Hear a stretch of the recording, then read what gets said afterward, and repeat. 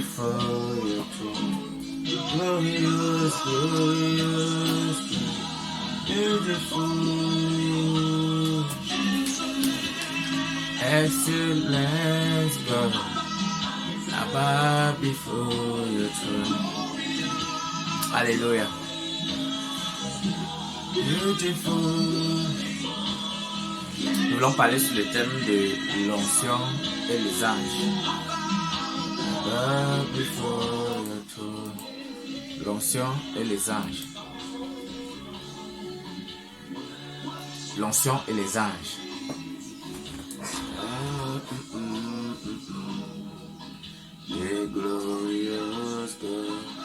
Nous bénissons Jésus pour ce moment. Nous bénissons le Saint-Esprit pour ce moment dans sa présence, pour ce moment de petit partage sur le thème de l'onction et les anges. Le parallèle qu'il y a entre l'onction et les anges. Nous savons que plusieurs fois, certaines personnes font d'abord la confusion entre l'onction et le Saint-Esprit. Nous devons d'abord dire que le Saint-Esprit, ce n'est pas l'onction. Le Saint-Esprit, ce n'est pas la puissance, parce que l'onction, d'abord, si nous voulons redéfinir le terme onction, c'est la puissance du Saint-Esprit. Ça veut dire que l'onction déjà ne peut pas être le Saint-Esprit. Pourquoi? Parce que le Saint-Esprit n'est pas une puissance. Le Saint-Esprit, c'est Dieu. Le Saint-Esprit, c'est une personne aussi tellement réelle. Le Saint-Esprit a un intellect. La Bible dit il parle. Le Saint-Esprit juge. Le Saint-Esprit, c'est lui qui nous conduit. Or, l'onction n'a pas d'intellect. L'onction ne parle pas. L'onction ne conduit pas. Et l'onction, c'est pas Dieu. Ça veut dire que fait d'abord la confusion entre l'onction et le Saint-Esprit, c'est tellement dangereux. Pourquoi? Parce que l'onction n'est pas l'Esprit de Dieu. Mais c'est l'Esprit de Dieu qui confère l'onction. L'onction n'est pas l'Esprit de Dieu, mais c'est l'Esprit de Dieu qui confère l'onction. Parce qu'un homme ne peut pas avoir l'onction de Dieu, c'est-à-dire la puissance du Saint-Esprit. Parce que l'onction, c'est la puissance du Saint-Esprit. C'est lorsqu'un homme est revêtu de puissance. Un homme ne peut pas manifester l'onction s'il n'est pas connecté avec le Saint-Esprit. Un homme ne peut pas manifester l'onction s'il n'est pas un ami du Saint-Esprit. Il est vrai, on ne devient pas ami du Saint-Esprit pour manifester l'onction. Parce que chercher aussi à être ami du Saint-Esprit dans le seul but de manifester l'onction, c'est comme vouloir utiliser Dieu. C'est comme vouloir utiliser le Saint-Esprit comme un atout. Or, Dieu, on ne l'utilise pas. Dieu, on le sait par amour.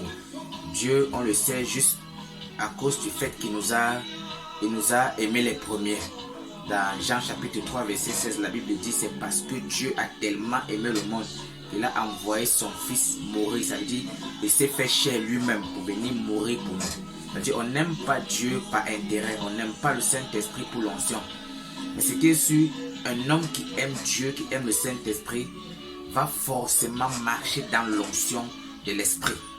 Mais un homme qui vient près de l'Esprit pour chercher l'onction, non seulement il ne sera pas ami du Saint-Esprit, et il n'aura pas l'onction du Saint-Esprit.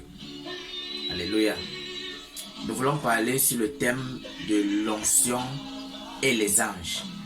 Parce que nous devons savoir que l'onction que nous appelons communément l'huile, que nous appelons communément puissance, nous devons savoir qu'il y a un parallèle étroit entre l'onction du Saint-Esprit et les anges de l'Éternel en mouvement.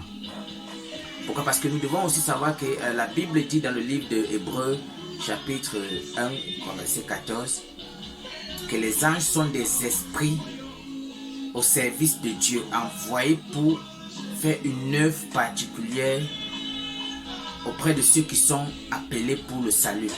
Ça veut dire les anges sont des esprits, des serviteurs de Dieu, mais qui sont envoyés par Dieu pour nous rendre un ministère. Et nous devons savoir que au ciel, il n'y a pas seulement que les anges. Il y a les chérubins, il y a même les 24 vieillards, il y a les 4 êtres vivants, il y a même les roues, il y a tellement d'êtres célestes. Mais tous ces êtres célestes, lorsque l'Éternel les confère dans la vie de quelqu'un, c'est pour apporter quelque chose de précis. Parce que nous devons savoir aussi que dans chaque département, dans chaque manifestation d'onction, il y a ce qu'on appelle un département d'anges qui est chargé aussi pour cela. Ça veut dire que nous devons savoir, parfois nous disons, un homme a reçu l'onction de prophétie, un homme a reçu par exemple l'onction de délivrance, un homme a reçu l'onction de guérison, d'opérer des miracles, l'onction des foules, l'onction qui attire des foules. Nous devons savoir que lorsque nous disons qu'un homme a reçu peut-être l'onction qui attire les foules, c'est juste qu'il a reçu les anges qui sont en train d'attirer les foules. C'est juste qu'il y a des anges qui sont en train d'attirer des foules vers lui. En principe, ce sont des anges. Lorsque les anges sont en mouvement, c'est ça qu'on appelle la manifestation de l'onction. Ça veut dire le mouvement d'ange dans la vie d'un homme ou d'une femme de Dieu. Pourquoi? Parce que lorsqu'on dit qu'un homme a reçu l'onction de prophétie, c'est que l'Éternel a délégué des anges du prophétique pour commencer à œuvrer avec lui. Parce que nous devons savoir que même dans le prophétique, il y a les anges de la prophétie. La Bible dit que lorsque Jean a été ravi à l'île de Patmos, lorsque l'Éternel voulait lui montrer les choses qui arriveront, l'Esprit de Dieu a ravi Jean. Parce que c'est l'Esprit de Dieu qui ravit quelqu'un en esprit jusqu'au jour de l'Éternel. L'Esprit de Dieu l'a ravi. Mais la Bible dit qu'il y avait un ange placé à côté de lui qui était en train de le faire voir des visions. Alléluia. Raison pour laquelle à un moment donné, Jean voulait même se prosterner devant l'ange. Parce qu'il voyait que l'ange lui montrait des choses tellement glorieuses. Avant que l'ange n'a dit non, ne te prosterne pas devant moi, je suis ton compagnon de service. Ça veut dire que lorsqu'un homme reçoit l'onction prophétique, il y a des anges de la prophétie qui ont été assignés à sa vie.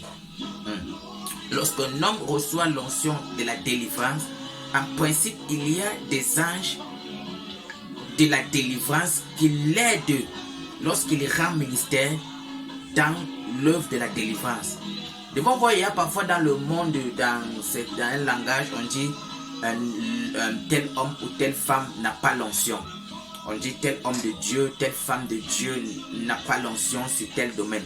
Ce n'est pas qu'il n'a pas l'onction parce que lorsque Dieu appelle toute personne, il oigne cette personne, il qualifie cette personne.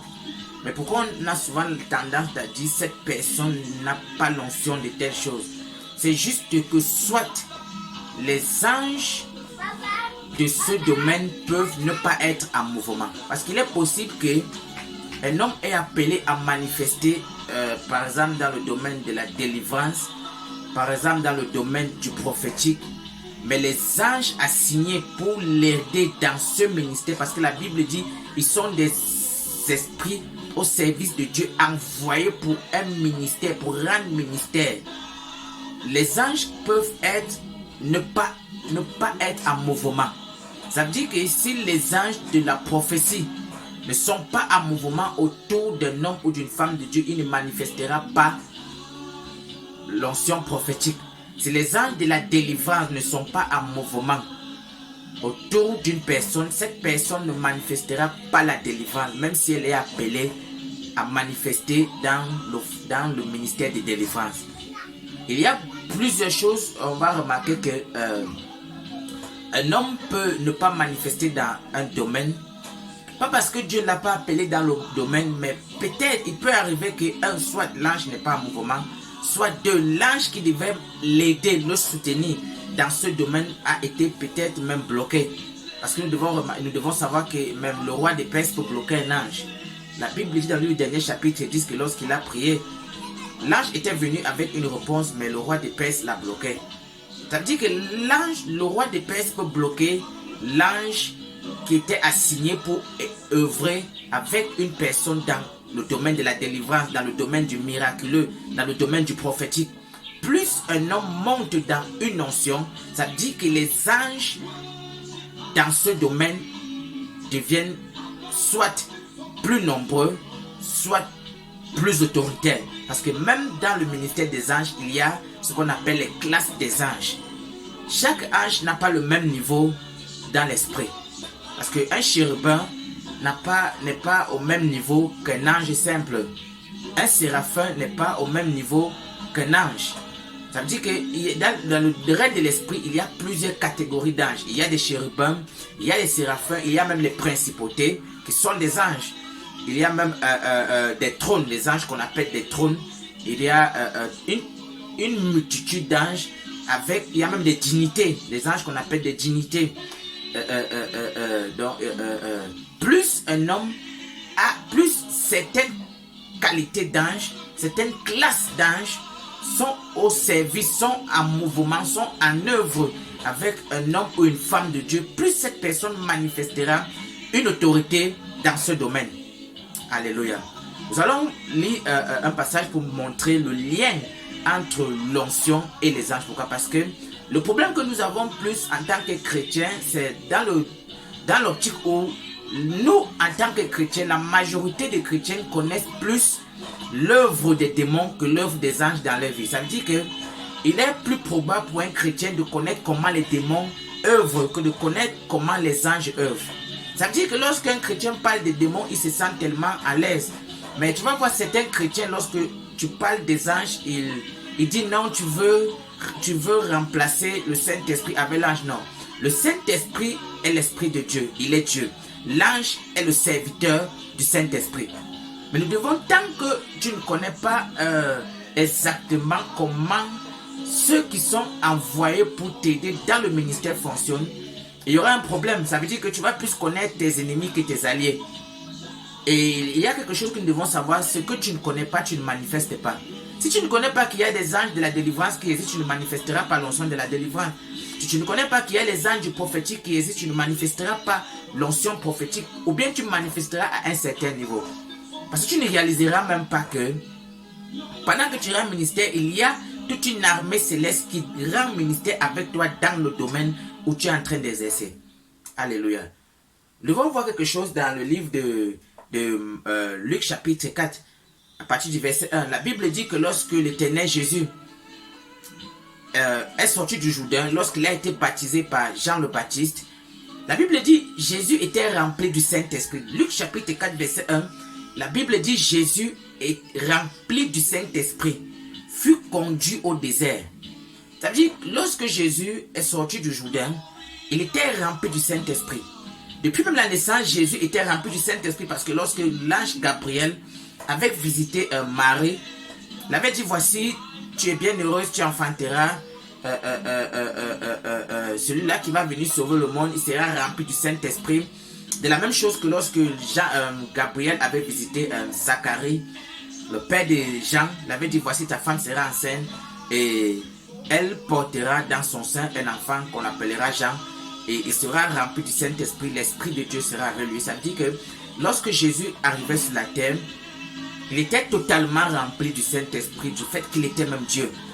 Et même étant un homme, il était rempli du Saint-Esprit. Mais il y a quelque chose qui s'est produit depuis la naissance de Jésus. Il avait une sagesse, c'est vrai. L'Esprit de Dieu, déjà à nous donne une sagesse, parce que lorsque tu es rempli du Saint-Esprit, tu vas forcément marcher dans la sagesse divine. Il était rempli de sagesse au point où à l'âge de 12 ans, les anciens, les sacrificateurs, remarquaient déjà la grande sagesse de Jésus, remarquaient déjà qu'il y avait un jeune homme dans la ville, un jeune homme qui enseignait de façon éloquente. Il captivait déjà le peuple, mais juste par sa sagesse. Nous allons voir depuis l'âge de 0 ans jusqu'à avant qu'il n'aille au désert, Jésus enseignait, c'est vrai, il enseignait dans les rues. Il y a même une fois où Marie le cherchait, il a dit non, ceux qui sont mon père ou ma mère, c'est ceux qui sont mes frères ou ma mère, c'est ceux qui font la volonté de mon père, parce que Jésus était en train d'enseigner. C'était, je crois, à l'âge de 12 ans, il enseignait déjà dans les synagogues. Mais nous devons remarquer quelque chose, il n'avait aucune autorité. Il ne manifestait aucune autorité, il ne manifestait aucune délivrance, il ne manifestait aucune guérison, il ne manifestait aucune notion prophétique depuis on n'avait pas, aucun verset dans la Bible ne dit qu'avant cela, Jésus n'avait délivré quelqu'un. Avant cela, Jésus n'avait guéri aucun malade. Depuis son enfance, il y avait des malades qu'il voyait, mais il ne pouvait pas guérir ces malades. Oh, il était rempli du Saint-Esprit, mais il n'avait guéri aucun malade. Il enseignait, il avait la révélation de la parole, parce que la Bible dit que l'Esprit de Dieu nous révèle les Écritures. Mais pourquoi est-ce que Jésus n'avait pas manifesté, il n'y avait pas quelque chose qui s'était produit, il ne bougeait pas sa ville, il ne bougeait pas sa nation, il était anonyme, ça veut dire que les gens remarquaient juste qu'il y a quelqu'un qui est versé dans les Écritures, mais à part ça, il n'y avait rien d'extraordinaire. La Bible dit dans Luc chapitre 4, verset 1, que Jésus, rempli du Saint-Esprit, lorsqu'il sort du Jourdain, poussé par l'Esprit de Dieu, il se dirige au désert. Et lorsque Jésus est arrivé au désert, la Bible dit lorsqu'il entre au désert, il est rempli du Saint-Esprit. Il est rempli du Saint-Esprit. Il va au désert, il fait 40 jours sans manger, sans boire de l'eau, 40 jours de prière, 40 jours il est devant la face de Dieu, 40 jours où il prie intensément, jour et nuit. Ça veut dire que les 40 jours, c'était des moments où il priait, où il gênait, il était dans un moment de prière intense. Il était dans un moment de combat spirituel, dans un moment de prière tellement violent. Raison pour laquelle l'Esprit de Dieu l'avait poussé au désert. Parce qu'il fallait qu'il passe un moment tellement puissant. Mais pourquoi l'Esprit de Dieu a poussé Jésus dans le désert? Pourquoi est-ce que l'Esprit de Dieu l'a poussé d'abord dans le désert, malgré qu'il était rempli même du Saint-Esprit? Lorsque nous allons regarder dans le livre de Matthieu chapitre 4, à partir du verset 11, la Bible dit que lorsqu'il a fini les 40 jours, les 40 nuits, il a eu faim. Et après son jeûne, après ce moment de prière, après ce moment de bataille spirituelle, après ce moment devant la face de Dieu, il a eu tellement faim, il y avait un creux dans le ventre parce qu'il était sorti de son moment de jeûne. La Bible dit que l'ennemi est venu le tenter. Parce que nous savons que l'ennemi vient toujours après le moment de prière, après être sorti de la face de Dieu. Raison pour laquelle l'Éternel a dit dans Luc 10, 19, je vous donne l'autorité, je vous donne le pouvoir. C'est-à-dire, lorsque vous êtes dans ma présence, je vous donne l'autorité, je vous donne le pouvoir pour que lorsque vous sortirez, lorsque vous allez sortir, vous marchez sur les serpents qui vous attendent déjà dehors. Nous devons savoir que lorsque nous venons dans la présence de Dieu, c'est pour prendre l'autorité, pour prendre la domination en Christ, pour que l'Éternel nous revêtit, pour que lorsque nous allons sortir, nous marcherons sur les serpents, les scorpions, les principautés, les dominations qui sont déjà à la porte. Pourquoi? Parce que l'ennemi rôde nuit et jour, sachant qu'il va dévorer. Lorsque Jésus sort de son programme de 40 jours, de 40 jeûnes, de prière intense, la Bible dit au même instant, Satan est venu pour le tenter. Satan est venu essayant de le détourner. Satan est venu essayant de le combattre. Mais il y a quelque chose qui se produit après avoir vaincu Satan, après avoir vaincu la tentation. La Bible dit au verset 11, Matthieu chapitre 4, verset 11, qu'après cela, le diable s'est retiré et les anges sont venus et ont commencé à servir Jésus. C'est là où les anges, après le moment de jeûne, après le moment de prière, que les anges sont venus. Depuis la naissance de Jésus, on n'a pas dit que les anges marchaient avec Jésus. Il était rempli du Saint-Esprit, c'est vrai. Mais la Bible n'a pas mentionné quelque part que les anges ont commencé à servir Jésus. C'est après les 40 jours de jeûne et de prière, après les 40 jours sur le trône, que les anges sont venus et le servir. Alléluia. Et lorsque nous allons regarder le même passage, mais dans maintenant le livre de Luc, qui a mieux expliqué cela dans Luc 4, verset 14, nous allons voir quelque chose que lorsque Jésus sort du désert, la Bible dit que il est revêtu maintenant de la puissance de l'Esprit. Il est revêtu de la puissance de l'Esprit. Jésus entre dans le désert dans Luc chapitre 4, verset 1. Il est juste rempli de l'Esprit de Dieu. Et dans le désert, les anges, après avoir été tentés, dans Matthieu chapitre 4, verset 11, les anges viennent et le servent. Pourquoi? Parce que c'est lorsque nous prions que le ministère des anges est à l'œuvre. lorsque nous prions, que nous mettons les anges, que Dieu, autant pour moi, met les anges en mouvement. Parce que les anges ne sont pas au cerf. Les anges ne sont pas des ouvriers des hommes. Il y a parfois beaucoup de personnes avec l'excès des ailes. Ils disent que je peux envoyer l'ange aller faire quelque chose. Non. La Bible dit que ce sont des esprits au service de Dieu, mais envoyés pour nous aider. Même lorsque Jésus, le jour où on devait l'arrêter, la Bible dit que lorsque Pierre a coupé l'oreille, il a dit, est-ce que tu penses que je ne peux pas prier le Père pour qu'il envoie 12 légions d'anges? Il a dit, est-ce que tu crois que je ne peux pas prier le Père? Il n'a pas dit à Pierre, est-ce que tu crois que je ne peux pas commander les anges de venir? Non. On prie le Père qui envoie les anges. Alléluia. On prie le Père qui envoie les anges nous soutenir. Parce que pendant que nous prions au Père, l'Éternel dit, je vous donne l'autorité, le pouvoir dans la prière. L'autorité vient lorsque le ministère des anges est à l'œuvre autour de nous. Alléluia. Nous allons voir lorsque Jésus sort, Luc 4, verset 14. La Bible dit, Jésus sort du désert et sa renommée. La Bible dit, revêtu de puissance. Revêtu de puissance de l'esprit, sa renommée commence à s'éteindre. Tout Jérusalem commence à parler de Jésus. Toute la Galilée commence à parler de Jésus. Tous les villages voisins commencent à parler de Jésus.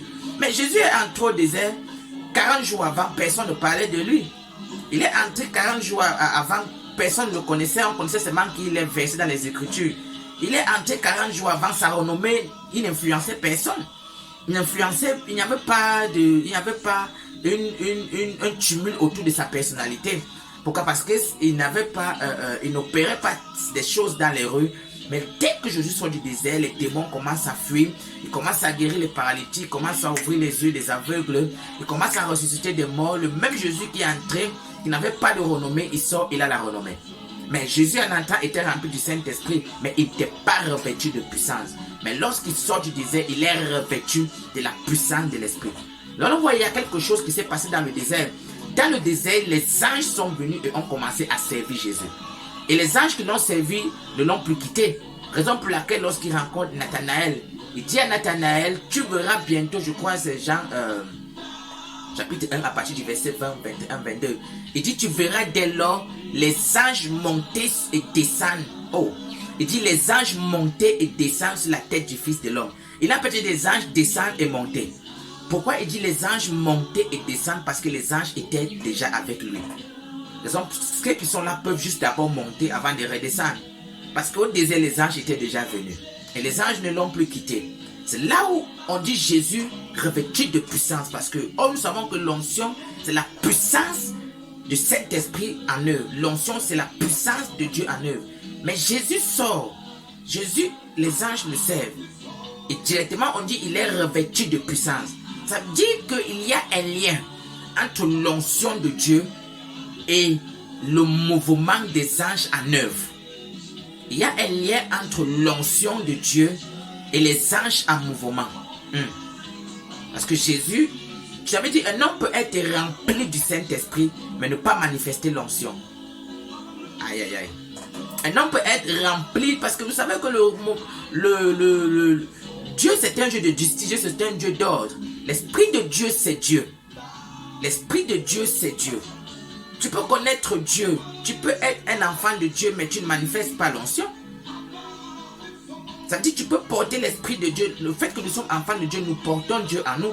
Mais tu peux être enfant de Dieu, mais tu ne manifestes pas l'onction dans un domaine. Pourquoi? Parce que les anges de ce domaine ne sont pas en mouvement autour de toi. Jésus sort du désert, il y a des légions d'anges en mouvement autour de lui. Raison pour laquelle sa renommée commence à s'étendre. Pourquoi? Parce que les anges de guérison étaient maintenant à l'œuvre en train de le servir. Les anges pour opérer des miracles étaient à l'œuvre. Les anges de la prophétie étaient à l'œuvre. Les anges pour attirer les foules. Les anges, ça veut dire que les anges étaient venus le servir. Mais il fallait d'abord que Jésus parte au désert pour que l'Esprit de Dieu laisse les anges venir vers lui. Parce que nous devons savoir aussi quelque chose. La Bible dit que lorsque Ézéchiel, le prophète Ézéchiel, dans Ézéchiel chapitre 1, l'Éternel l'a ravi en esprit pour la première fois. Il a vu des êtres célestes aux cieux. Il a même vu les 4 êtres vivants. Il a vu des roues qui avaient des yeux de dehors, de l'extérieur à l'intérieur. Mais au verset 20, la Bible dit il y a quelque chose de remarquable qu'Ézéchiel a observé. Il a vu tous les êtres ne partaient que dans la même direction que l'esprit les conduisait. Tous les êtres allaient dans la même direction que l'esprit les conduisait. Ça veut dire que tous les êtres célestes sont conduits par l'esprit de Dieu. Il dit tous les êtres qu'il a vus ne se dirigeaient tout droit la même direction que l'esprit les conduisait et n'allaient ni à gauche ni à droite, mais marchaient derrière l'esprit de Dieu. Alléluia. Pourquoi? Parce que c'est le Saint-Esprit qui est, on peut dire, le directeur en chef. Parce que l'esprit de Dieu, c'est Dieu. L'esprit de Dieu, c'est Dieu. Mais pour que l'esprit de Dieu revêt un homme de puissance, de l'esprit, parce qu'il y a être rempli du Saint-Esprit et être revêtu de la puissance de l'esprit. Tout chrétien, tout enfant de Dieu a l'esprit de Dieu en lui. Mais ce n'est pas tout chrétien qui est revêtu de la puissance de l'esprit. Raison pour laquelle même lorsque Jésus partait, les disciples, les apôtres, ils avaient l'esprit de Dieu. Mais Jésus a dit, il faut vous retirer, attendez jusqu'à ce que l'esprit de Dieu sera sur vous et la puissance du Très-Haut descendra sur vous. Et c'est là que vous allez pouvoir commencer l'œuvre à laquelle je vous ai appelé. Et la Bible dit que les apôtres, ils ont fait la même chose que Jésus. Ils sont allés dans la chambre haute. Ils ont commencé à prier pendant des moments, jusqu'au jour, la Bible dit dans Actes chapitre 2, il y a eu une évasion, il y a eu la Pentecôte. Et les langues semblables aux langues de feu sont descendues. Ils ont été revêtus de puissance. Et les mêmes apôtres qui avaient peur, le lendemain, c'était eux qui terrassaient toutes les villes. Pourquoi? Il y a eu un revêtement de puissance. Ça veut dire que le ciel avait relâché des anges autoritaires, des anges des divers ministères, des anges des divers couloirs et commençaient à œuvrer autour d'eux. Ça veut dire un homme, tout chrétien doit savoir que nous, Dieu, le Saint-Esprit de Dieu en nous, doit permettre les anges de Dieu de se mettre en mouvement autour de nous. Tant que les anges ne sont pas en mouvement avec toi, il y a certaines choses que tu ne manifesteras pas. Ça veut dire que même si tu pries, même si tu es un enfant de Dieu, le Saint-Esprit, c'est lui qui dirige les anges. Mais pour que les anges de Dieu soient en mouvement, il faut que nous soyons en moment de prière. Raison pour laquelle Jésus dit, je vous donne l'autorité. Où? Quand vous êtes devant ma face. L'autorité, c'est quoi? C'est les anges de Dieu en mouvement. L'huile qu'on dit souvent, l'huile d'onction, l'huile Dieu m'a oint. Quand Dieu oint quelqu'un, en principe, il y a des anges qui sont arrivés dans la vie de cette personne. C'est raison pour laquelle on dit parfois lorsque un père peut oindre un fils, il dit, Dieu envoie par exemple un père oindre un fils ou un homme de Dieu oindre un autre, et il dit bon, lorsqu'il verse l'huile, automatiquement celui-ci commence à manifester dans le couloir de l'aîné ou du père qui a versé l'huile. Pourquoi? Il y a un principe, c'est toujours un principe, c'est toujours un mystère qui se trouve au niveau des anges. Alléluia. Nous allons remarquer quelque chose avec Élie et Élisée. Ça s'explique mieux avec Élie et Élisée. La Bible dit dans le livre de 2 Rois, chapitre 2, lorsque Élie devait être enlevé devant Élisée, ils ont cheminé, arrivé au Jourdain, quand ils ont traversé le Jourdain. Lorsque nous allons regarder au verset 11, 12, 13, la Bible dit que Élie et Élisée marchaient côte à côte. Et un char de feu est venu séparer Élie d'Élisée et Élie a été emporté.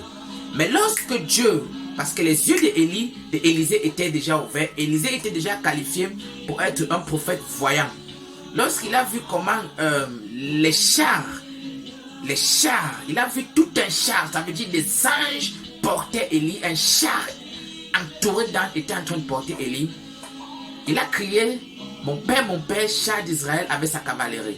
Et lorsque Élie s'est retourné, il a remarqué que Élisée, son fils, l'avait vu. Et la Bible dit, il a jeté son manteau. Élisée, après, a pris le manteau d'Élie. Et nous allons voir quelque chose. Le ministère d'Élisée a totalement changé. Élisée était juste avant comme un simple fils de prophète. Il était comme ses frères prophètes. Mais il avait le don, il avait manifesté certaines onction, mais le jour où il a reçu le manteau d'Élie, le Jourdain ne l'avait pas cédé lorsqu'il est venu, mais lorsqu'il a frappé le manteau d'Élie, le Jourdain s'est écarté. Pourquoi? Parce que le manteau d'Élie, oh my God, le manteau d'Élie était comme entouré des anges qui ont œuvré tout dans le ministère d'Élie. Les mêmes chars qu'il avait vu porter Élie étaient sur le manteau d'Élie. Parce que lorsqu'on dit le manteau, lorsqu'on dit un homme a un manteau, le manteau, c'est sur le plan spirituel, c'est un ange que l'Éternel a déjà assigné dans la vie d'un homme. Ça veut dire qu'ils sont déjà attachés à sa vie. Qu'ils sont déjà attachés à sa vie. Élie avait des anges territoriaux, Élie avait des gens supérieurs attachés à sa vie. Raison pour laquelle lorsqu'il a transféré le manteau, sur le plan physique c'était comme un habit, mais sur le plan spirituel, il transférait les anges qui ont œuvré avec lui dans son ministère. Et ça veut dire que Élisée a frappé les eaux. La Bible dit que le Jourdain s'est ouvert. Pourquoi? Parce que les anges ont frappé aussi les eaux. Nous allons remarquer quelque chose plus loin. Dans 2 Rois chapitre 6, lorsque le roi de Syrie avait remarqué qu'en Israël, quand il formait des plans, il était toujours contré. Il a pris ses soldats, il a dit sûrement il y a quelqu'un qui me trahit dans les camps. Mais un de ses serviteurs a dit non, il n'y a pas de traître, il n'y a pas de top parmi nous. Il y a un prophète en Israël qui s'appelle Élisée. Il versait l'eau sur les mains de son père Élie. Pendant que nous faisons nos plans de guerre, lui il est couché là-bas et il voit toujours nos plans, il révèle cela à son roi. Raison pour laquelle toutes nos tentatives de guerre échouent. Et la Bible dit que le roi de Syrie était tellement en colère parce que c'était un roi tellement puissant. Il envoyait une armée solide. Il envoyait toute une troupe de militaires, de soldats armés qui n'ont pas arrêté Élisée. Parce qu'il savait que s'il arrête Élisée, c'est fini pour le roi d'Israël. Mais lorsque nous allons remarquer à partir du verset 15, la Bible dit que le matin, le serviteur du prophète Élisée est sorti. Il a vu toute la ville, tout le territoire était encerclé par des militaires, était encerclé par les soldats syriens. Il a eu peur. Il a couru, il allait voir Élisée, il a dit, nous sommes finis, on nous a déjà arrêtés. Il y a toute une armée dehors qui est à ta recherche. Il n'y a pas moyen d'échapper. Le seul moyen, c'est de disparaître. Et Élisée, lui, il savait qu'il avait reçu au Jourdain des anges territoriaux. Des anges tellement puissants. Il avait reçu le manteau de son père. Les gens m'ont dit qu'il avait reçu l'onction. C'est qu'il avait reçu les anges qui ont œuvré avec son père durant tout le vivant, durant tout le ministère de son père. Et hormis de ça, il avait aussi d'abord les anges qui œuvraient. C'est pour ça qu'il avait eu la double portion. Alléluia. Mais lorsque Élisée est sorti, il a prié, Père, ouvre les yeux de mon serviteur. Et la Bible dit que les yeux de son serviteur se sont ouverts au verset 16. Son serviteur a vu des chars qui entouraient tous les militaires syriens. Regardez bien quelque chose. Il a vu des chars qui entouraient tous les militaires syriens. Où étaient venus les chars dans la vie d'Élisée? Mais lorsque Élie montait, Élisée avait vu les chars qui entouraient son père. Ce sont les mêmes chars qui entouraient son père qui entouraient maintenant Élisée. Mais Élisée avait reçu les chars des anges territoriaux le jour où il avait reçu le manteau. Le jour où il avait reçu l'onction de son père. Vous savez, le jour où il avait reçu l'onction, il avait plutôt reçu les anges qui œuvraient avec son père. C'est là que nous voyons que l'onction de l'esprit, ce sont les anges de Dieu en mouvement. C'est ça que lorsqu'un homme est oint par un père ou par un leader, automatiquement l'Éternel arrache certains anges qui étaient derrière ce leader et attache à la vie de celui qui vient de recevoir l'onction. Raison pour laquelle un homme, un père qui a les yeux ouverts peut prier pour un fils et ses yeux s'ouvrent. Un père qui est appelé dans l'office de prophète peut prier pour son fils et il commence à manifester le prophétique. Un père qui est appelé, qui manifeste dans la délivrance peut prier pour un fils et il manifeste automatiquement. Il commence le même jour à manifester la délivrance. Pourquoi? Parce que lorsqu'il prie, l'Esprit de Dieu rattache les anges de délivrance qui étaient dans sa vie à la vie du Fils. Alléluia. C'est pour ça que l'apôtre Paul a dit que lorsque nous prions en langue, 1 Corinthiens chapitre 12, chapitre 14, je crois, que lorsque nous prions en langue, lorsque nous prions en esprit, que celui qui prie en langue s'édifie lui-même. Pourquoi? Parce que nous devons toujours être l'auteur de prière. Pourquoi? Parce que lorsque tu rends ministère, tu impactes des gens, tu prophétises, tu fais des délivrances. Ce sont les anges qui sont autour de toi qui sont en train d'œuvrer. Ça veut dire l'Esprit de Dieu œuvre au travers des anges. L'Esprit de Dieu en toi met les anges en mouvement. Et lorsque tu pries pour une délivrance, l'Esprit de Dieu met l'ange de la délivrance en mouvement. Lorsque tu pries pour une guérison, l'Esprit de Dieu met l'ange de la guérison en mouvement. Lorsque tu entres dans le prophétique, l'Esprit de Dieu met l'ange du prophétique en mouvement. Et tu vas voir, parfois tu rends ministère et tu te sens comme si tu es déchargé, comme si tu as été vidé, comme si tu as diminué en onction. Non, c'est parce que les anges qui étaient avec toi, certains anges t'ont quitté. Il y a certains anges qui t'ont quitté parce que lorsque tu pries pour quelqu'un, tu impactes quelqu'un. Il y a des anges qui te quittent pour aller s'attacher à sa vie. Raison pour laquelle la personne commence aussi à manifester. C'est pour ça que l'apôtre Paul nous dit que lorsque nous prions en langue, nous nous édifions nous-mêmes. Raison pour laquelle un chrétien, un homme de Dieu, une femme de Dieu doit passer beaucoup des heures toujours à prier dans la langue de l'esprit. Pourquoi? Parce que lorsque tu pries, lorsque tu rends ministère, tu perds certains anges. Parfois tu entres même certaines places, tu laisses les anges. Maintenant lorsque tu rends ministère, lorsque tu pries, lorsque tu es sur le thème de prière, l'Esprit de Dieu rattache encore des anges dans ta vie. Nous allons voir même Jésus lorsqu'il était sur terre. La Bible dit que toutes les nuits, il priait toutes les nuits. C'était pour faire quoi? Se recharger. Se recharger comment? Le Père déléguait des anges encore à son service. Et le matin, il faisait des délivrances. Certains anges le quittaient. Certains anges quittaient sa vie pour des guérisons, pour des manifestations. Parfois, tu pries pour quelqu'un, l'ange quitte ta vie et commence à s'attacher à la vie de la personne. Nous devons savoir que nous devons être remplis du Saint-Esprit, mais nous devons être revêtus de la puissance de l'Esprit. Et le revêtement de la puissance de l'Esprit, c'est les anges de Dieu en mouvement dans la vie d'un homme ou d'une femme. Mais aucun homme ne peut manifester, ne peut être en contact des anges s'il n'est pas un ami du Saint-Esprit. Ça veut dire que nous ne prions pas les anges, nous n'adorons pas les anges, nous ne sommes pas au service des anges, nous prions Dieu, nous sommes guidés par l'Esprit, mais les anges suivent la direction où va l'Esprit de Dieu. Donc pour laquelle l'Éternel dit ceux qui sont conduits par l'Esprit, c'est ceux-là qui sont fils de Dieu. Parce que lorsque tu es conduit par l'Esprit de Dieu, forcément, il y a des anges de Dieu qui sont rattachés à ta vie. Et c'est les fils de Dieu qui ont la domination. La Bible dit, et les fils de Dieu monteront sur la montagne de Sion, dans Ajax chapitre 21, 17, à partir du verset 17 au verset 21. Et les fils de Dieu monteront sur la montagne de Sion. Parce que la domination ne revient pas à un enfant de Dieu, mais la domination est donnée au fils.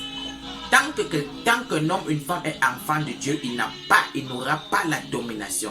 Dans le chapitre 4, verset 1, la Bible dit aussi longtemps que l'héritier reste un enfant, il ne diffère en rien de l'esclave qu'il était. C'est lorsqu'il devient fils qu'il reçoit la domination. Jésus est venu, la Bible dit que Jésus était une prophétie. Mais quand il était un enfant, il n'avait pas de domination. Et le prophète Isaïe a prophétisé. L'Éternel, un enfant nous est... un enfant nous est donné, mais un fils, le message m'échappe un peu, un enfant nous est venu, mais un fils nous est donné, et la domination reposera sur son épaule, pas sur l'épaule de l'enfant, sur l'épaule du fils. Or, un fils de Dieu est quelqu'un qui est toujours sur l'autel de prière. Un fils de Dieu est quelqu'un qui est ami du Saint-Esprit. Un fils de Dieu est quelqu'un qui opère avec le ministère des anges, parce que lorsque tu es ami du Saint-Esprit, automatiquement, tu vas opérer dans le ministère des anges. C'est là, automatiquement, tu vas opérer dans l'onction. Parce qu'un fils de Dieu qui est toujours avec l'Esprit de Dieu sera toujours sur l'autel de prière. Et lorsqu'un homme est toujours sur l'autel de prière, forcément, les anges de Dieu seront en mouvement dans sa vie. Et on dira, cet homme manifeste l'onction. Donc l'onction, ce sont les anges de Dieu en mouvement dans chaque domaine.